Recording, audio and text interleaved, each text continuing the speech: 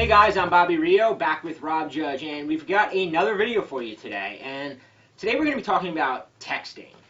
And this video may hit home for a lot of guys. I know when I started figuring this stuff out, and I know you too, we both experienced this.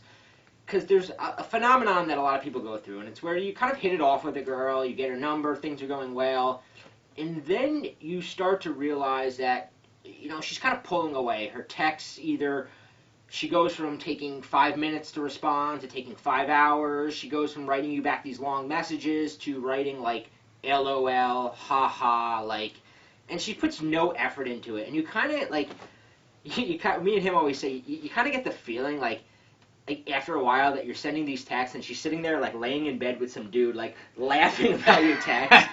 Like we've all been there. We've all sent a text and just pictured her like with some dude that she just got done banging, showing him the text you just sent. And listen, the reason this happens, and it happens to everybody, is because there's some common mistakes that you're probably making with the way you text girls. Because texting is something that, it seems very simple, but it's a huge part of how, a relationship moves forward now. It used to be phone calls, it used to be meeting in person, but now a majority of what's going on, and, Rob and I have a kind of a saying that, everything that happens when you're away from a girl is almost more important than when you're with her. It's what she thinks about you when you're not around.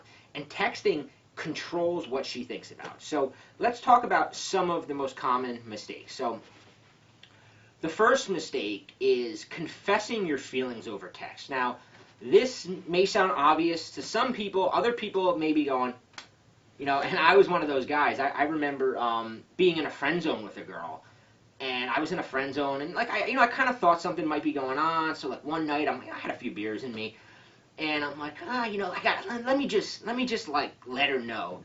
So I send her the text hey, I think I'm starting to have feelings for you, or something along those lines. And of course, the next day, I get the whatever the text was, it wasn't good, and it led to her going, we need to talk, and me getting the, I kind of see you just as a friend, and that's where the confessing your feelings over text leads. And it could, that was an obvious example. So a lot of guys just make a less obvious, where they may send her something like, oh, you're really cute, I had a really good time with you, I can't wait to see you again. And too early in a relationship, that comes across as just too needy, too hungry, too desperate. You want to leave some mystery to what you're thinking in your text. Yeah, now kind of going along with that, and less obvious but very prevalent, and a mistake a lot of guys make, is by sending what I call nice guy text. Now this is where you're not coming out and saying, hey, I like you, or hey, I have feelings for you, but you're sending your text hey, what's up, how's your day going?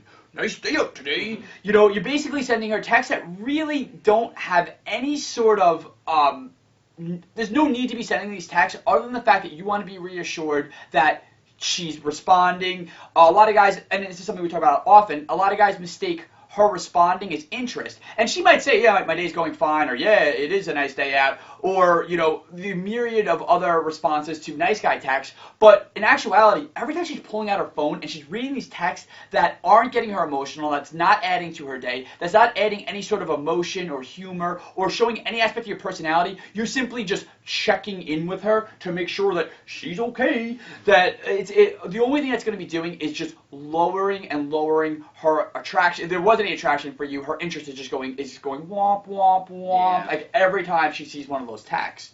And another mistake that nice guys make is not only are they constantly texting her these hope your day is going well, and this kind of like he said, checking in texts. They're also too available. And you may have heard us say before, those who look hungry never get fed.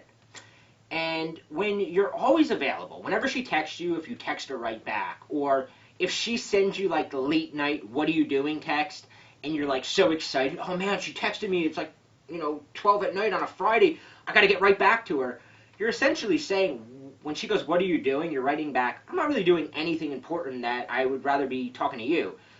You can't be too available, because girls pick up on this. And even though, a mistake a lot of guys make, right, and we've all made it, is when we sense a girl likes us, we think oh wow, she likes us, I can now be myself and be totally available, and she seems to want to, she's texting me on a Friday night, that means she wants to hang out with me.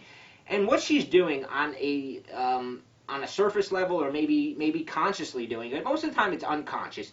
She's kind of going like, how much does this guy like me? I'm going to text him on a Friday night. How fast is he going to get back to me? You know, will he like leave the guys he's with, hanging out with, having a good time to go meet me? These are all things she picks up on. And like we've said, those who look hungry never get fed.